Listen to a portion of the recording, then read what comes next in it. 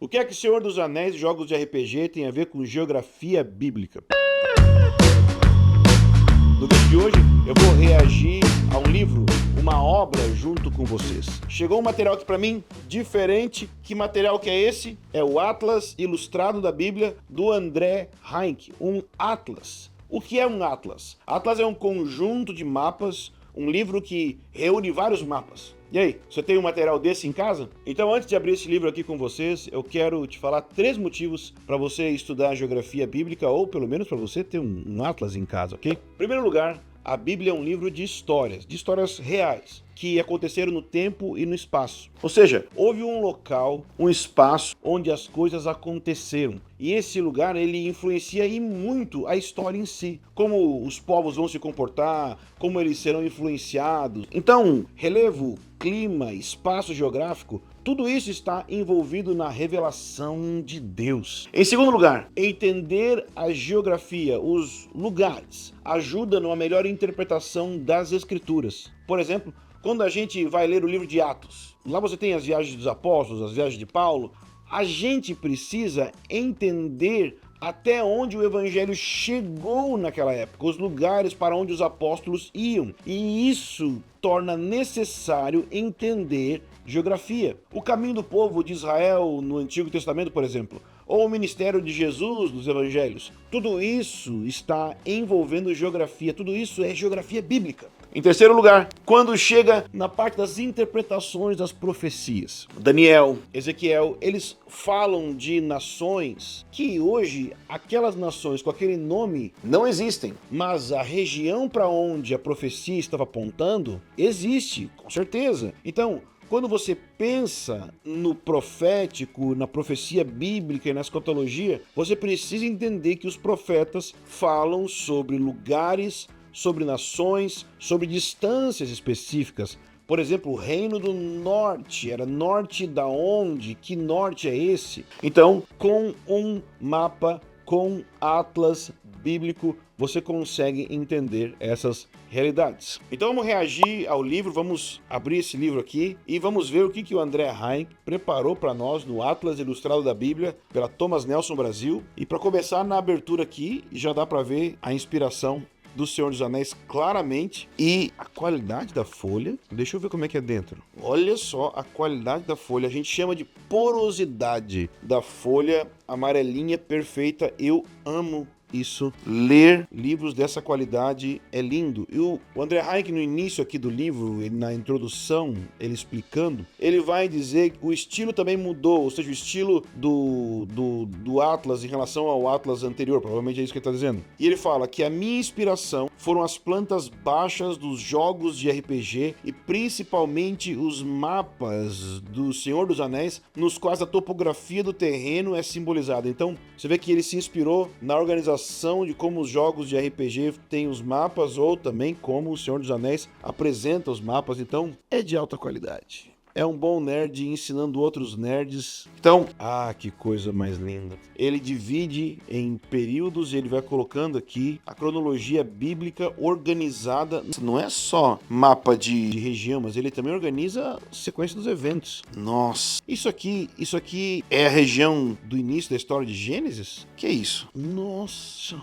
É sim, as principais culturas do mundo bíblico: Mesopotâmia, Egito, Canaã, Pérsia, Grécia, Roma. E ele organiza os elementos dessa cultura em religião, língua, economia, imperialismo, política e jogo. Nossa, meu Deus, isso aqui é muito bom. Gente, olha esse mapa de Canaã. É muito legal isso. Ele deu um tom tão vivo, tão lindo pro mapa, que você não vê nos mapas normalmente, nos mapas comuns de outros atlas, você não vai ver. Nosso relevo de Canaã, que legal! Que lindo! Olha só, ele explica a diferença de planície costeira, Planalto Central, Vale do Jordão, Transjordânia. Nossa, isso aqui é muito lindo.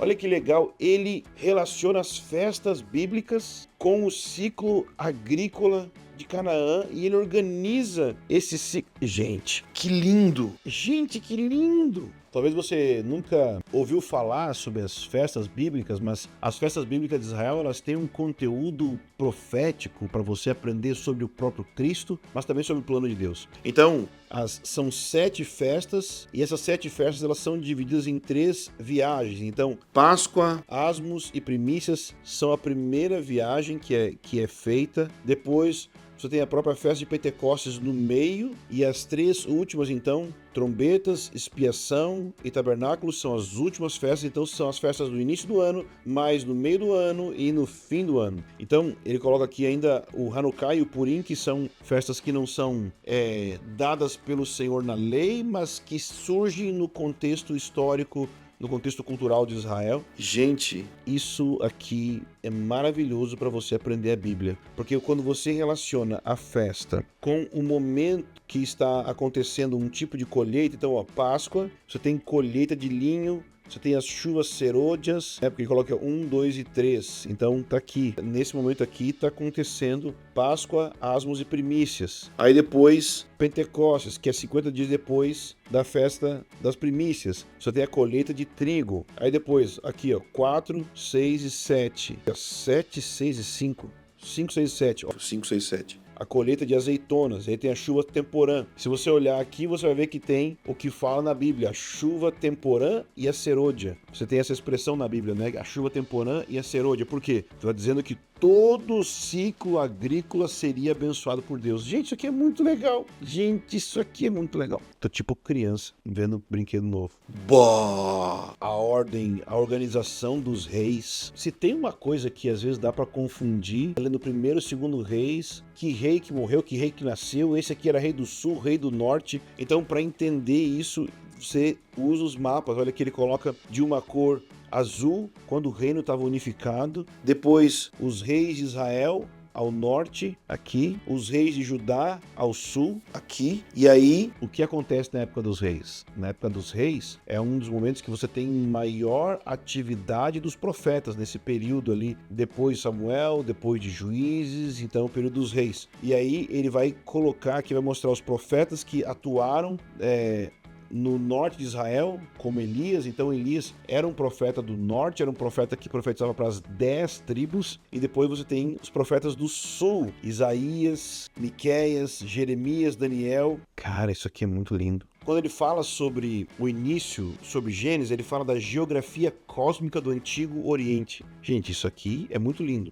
Então, ele mostra um gráfico sobre como que as pessoas interpretavam a geografia e a realidade como um todo na época. E apesar, óbvio, da Terra não ser plana e não ser assim que é mostrado na Bíblia, mas você vai perceber que tem aqui elementos de como que as pessoas se referiam à realidade. Por exemplo, que o céu é para cima e que a terra está no meio, e que você tem o mundo inferior, ou seja, o inferno, o popular inferno, embaixo. Então, céu em cima, terra no meio, inferno embaixo. Essa organização, apesar de nós crermos numa terra redonda e num universo como o nosso, o fato é que você pode sim crer que o céu é para cima, que Deus está no mais alto trono, e é por isso que ele coloca aqui no alto eles enxergavam como sendo a morada dos deuses, ou seja, que Deus está no seu trono no alto, e que tinha águas que cobriam o firmamento, que estavam por cima.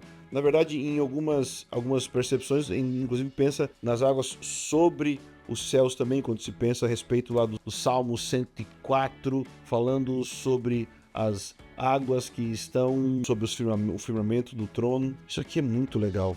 Gente, é muito legal para você perceber como é que as pessoas pensavam na época. Olha aqui a divisão da criação, dia e noite. Você tem uma divisão onde você tem um dia tendo uma função e nos outros dias os funcionários. Então no primeiro dia tem uma função de dia e noite como espaço funcional do tempo, e no quarto dia o sol, a lua e as estrelas como governantes desse tempo, os funcionários ele chama. Isso aqui é muito lindo. Nossa, vamos olhar o Novo Testamento agora. Antes do Novo Testamento ele coloca diáspora no meio, porque não tem como entender o Novo Testamento sem entender o que está no meio entre o Antigo e o Novo Testamento. E ele coloca isso aqui. Que legal. Então, no Novo Testamento, falando sobre Jesus, olha só a diferença. República Romana, Roma no tempo de Jesus, olha a beleza dos mapas. Dá vontade de estudar, dá vontade de ler. Extensão do tempo de Augusto, tudo em laranja. Máxima extensão com Trajano, ou seja, até onde que foi o Império Romano, desde essa ponta aqui na Armênia e no que nós chamamos de Iraque, até a Britânia. Olha a genealogia de Herodes. Uau! Como era Jerusalém, a organização, a planta baixa da cidade. Que lindo! Isso aqui é essencial. Grupos e movimentos políticos e religiosos judaicos na era romana.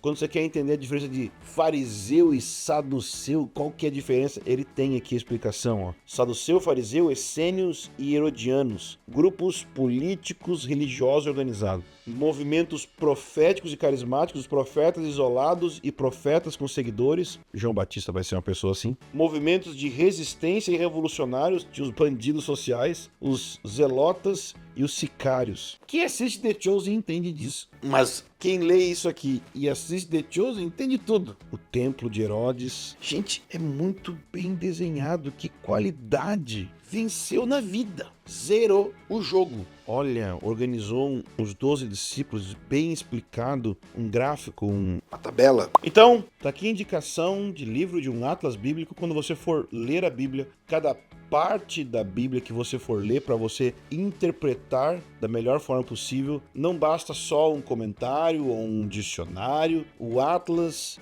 bíblico é essencial para isso e eu indico esse maravilhoso Atlas do André Heinck, Atlas Ilustrado da Bíblia pela Thomas Nelson. Eu creio que vai fazer diferença na sua leitura, diferença extrema. Então, eu vou deixar o link aqui para você adquirir e fazer essa leitura mais rica das Escrituras para sua vida, tá bom? Se você quiser que eu faça react de algum livro, pode ser por causa de conteúdo, pode ser por causa do conteúdo ilustrado, pode ser por causa da capa, pode ser por causa do autor, não importa. Seja qual for o livro. Se você gostaria que eu fizesse um react de algum livro, manda aqui nos comentários o que é que você quer ver. E, seguinte, não esquece de ativar as notificações, clicar no sininho, se inscrever, compartilhar com seus amigos e participar sempre com a gente aqui dos nossos vídeos, tá bom? Deus abençoe, falou!